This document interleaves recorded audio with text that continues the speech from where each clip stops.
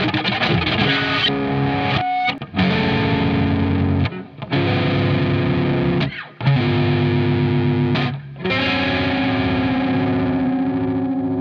guys, how you doing? My name is Rory McLean. Welcome to Cool Chords and how to use them. So I have a weekly Q&A series I do on Wednesdays called, what's it called? Q&A every Wednesday. Wednesday. And in episode 2 of Wednesday, Cam BT asked to see some cool and weird chord shapes, which I did, but I only showed you the shapes of them. I didn't really go into much detail of how you can relate them to a key and kind of put them into practice. So this is a quick video to follow up on that and show you how you can use them. So just to warn you, as always, I'm drop tuned to C sharp here, so I'll talk about the notes and the strings as if I'm in drop D, but if you want to play along, you'll have to drop down another half step and you'll be in tune with me. Also, I quickly just want to talk a little bit about some basic theory and chord construct, because I think if you guys don't know that and you're not familiar with it, it might help you use these chords in your own way, not just the particular examples I'm giving in this video. So just very quickly, obviously music is made up of notes, and if you take a note, here I'm on the 5th fret on the low D, the octave of that note will be the 5th fret on the middle D, and between those two notes there are 12 notes. If you went up every fret on the guitar neck, there'd be 12 notes. That's known as the chromatic scale. Then diatonic scales, which will be your majors, minors and modes, are typically made up of 8 of those notes from the chromatic scale. So obviously they differ depending on the scale, but there'll be 8 notes between those two octaves.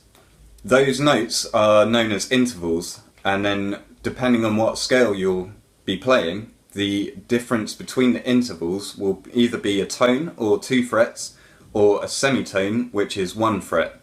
And that is what's meant by a major or a minor second, for example. So a major second from G would be the 1st, which is G, and then the major second would be 2 frets up on the 7th, whereas a minor second would just be 1 fret up, 1 semitone.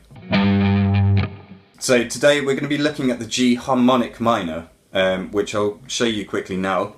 So if you start on the 5th fret on the low D, and you just play the 5th, 7th and 8th frets, which would be the 1st, major 2nd and minor 3rd.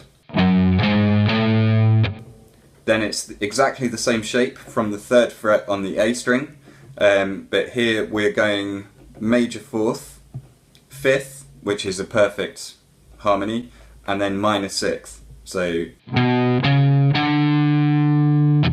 then in the minor scale, you'd be playing a minor 7th up to the octave, which would sound like this. But the harmonic minor, you just sharpen the 7th, which makes it a major 7, which is on the 4th and 5th frets. So the G harmonic minor played octave to octave sounds like this.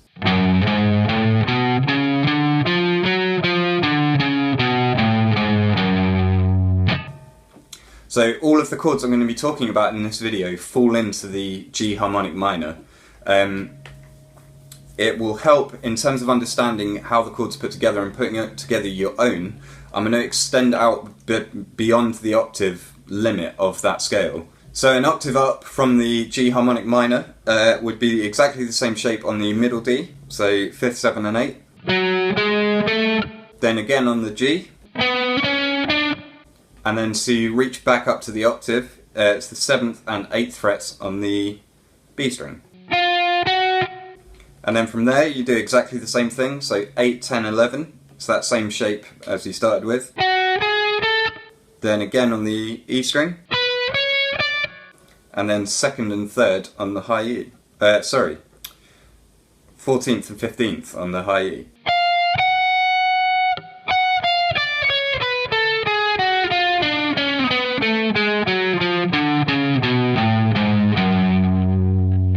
And then if you were to climb down as far as you can go in drop D, you'd start from the 5th fret on the low D, 4th fret, and then the 1st and open. So the major 7 in the harmonic minor gives it a kind of Eastern feel.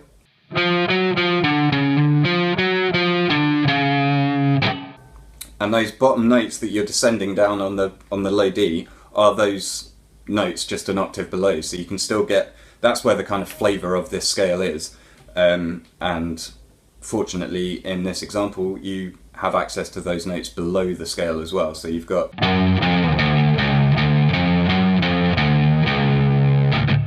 which is always kind of fun to play around with. So hopefully that makes sense. If I've gone over this a little bit too quickly, just drop a comment below and I'll explain in a bit more detail. But that is the G harmonic minor. The basic building blocks are obviously just that first octave shape. That's a good like reference point to work out from. So I'd focus, if you're unfamiliar with this and practicing and getting used to it, I'd focus primarily on just that first shape between the two octaves.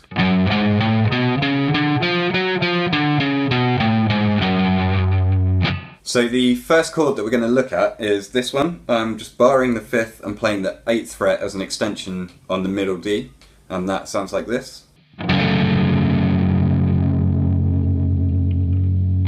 And as I said in that episode of Wednesday, I tend to use this quite rhythmically, so along the lines of this sort of thing.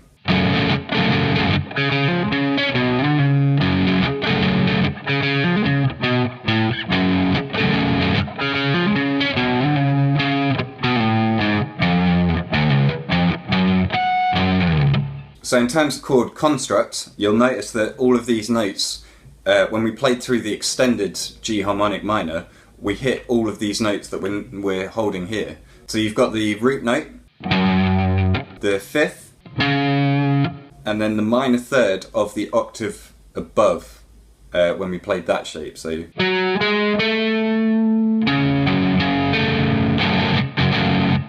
that is the first chord shape. I tend to use this kind of predominantly on the root of whatever key I'm playing in, but that chord shape will also work 5 frets up. Whatever key you're playing in, you just move that scale shape up and down frets.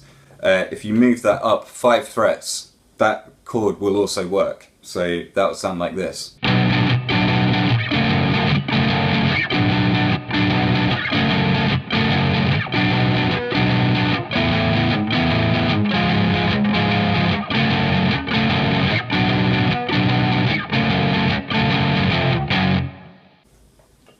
So that is chord 1.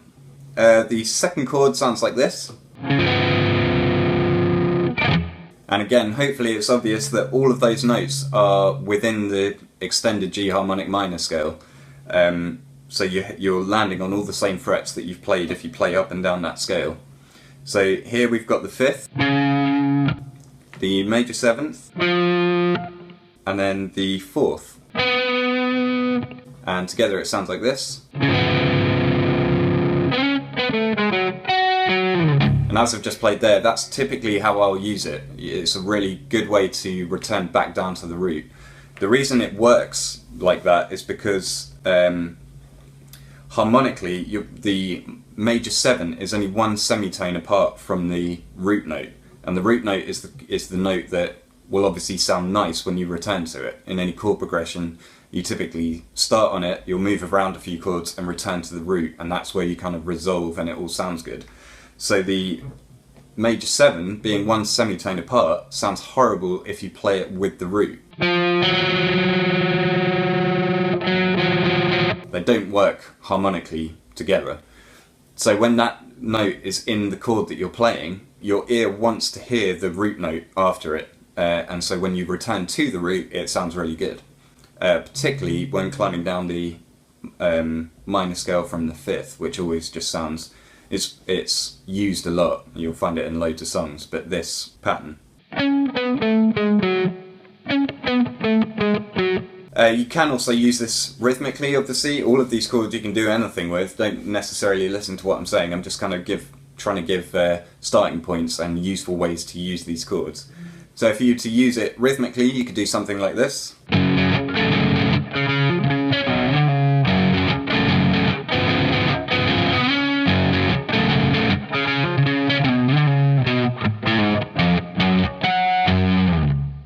So in terms of shapes, if you literally just want to think about the shapes of the chords, that shape will only work in this position relative to the key. So unlike the first one, you can't move this around, but it is a very useful chord.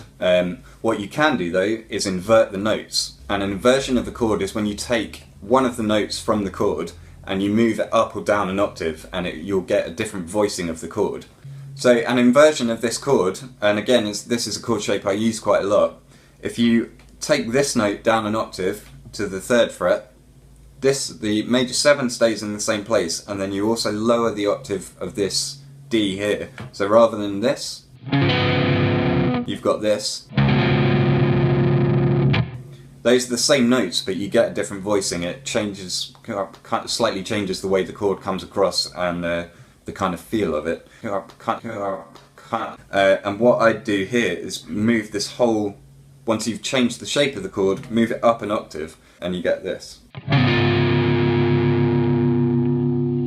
And you can kind of hear how they're similar. They've still got the operative note in the chord is that major 7, which is harmonically wants to resolve to the root, so it acts in the same way, but the chords sound slightly different. If I play the two together,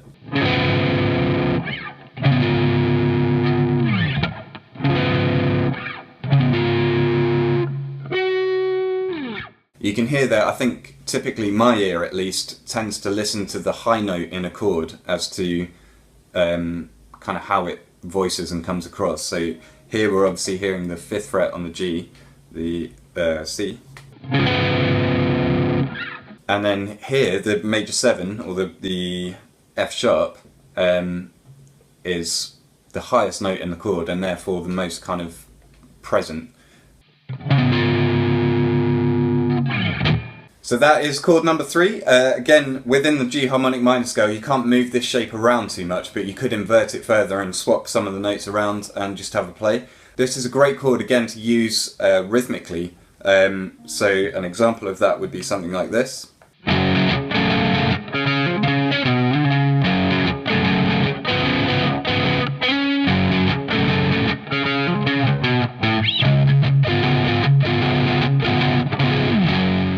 And then the last chord is this one,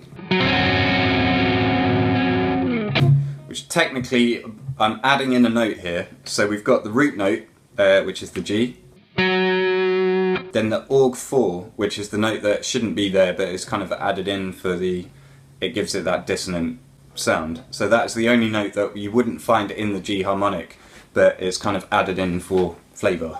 Then we have the 5th on the 3rd fret of the B, which is the same note as the 7th fret on the G, and then the octave, which is the 3rd fret on the E, which is obviously the same note as the 8th fret on the B. So the whole chord together sounds like this again. So this I tend to use as a kind of resolving chord at the end of a phrase and just kind of end everything on it. Because of the close dissonance, these two notes are a semitone apart, the Aug 4 and 5th, but because you've got both octaves in there as well, it kind of resolves without resolving. And like I said in Wednesday, it always gives me that kind of western shoot 'em up vibe, where there's loads of tension, but the tension is also released as well. So it's kind of a weird chord, but one of my favourites because of that. So I'd use that in context like this.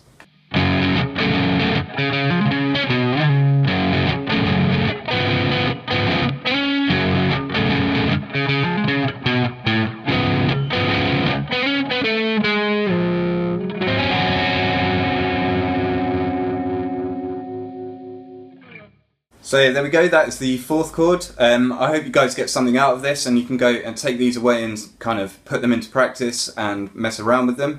Like I say, the general construct, the reason I went over the scales and how these chords are built is so that you can, theoretically, you can go away with the G harmonic minor scale, choose 3 or 4 notes from that whole scale all over the neck, and you'll be able to create your own chords. Obviously there's some trial and error in that, and there's a lot of, it took me a while to get used to kind of what I like to hear and how I could achieve that doing that.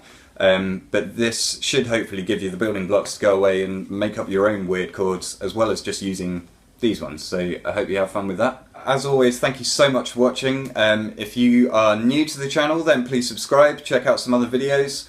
Any questions for me, stick them in the comments below and I'll get back to you. You may have noticed I've put all these chords into a kind of little mini song, so I'll play out with that. Got more videos coming very soon. Until then, peace out, I've been Rory.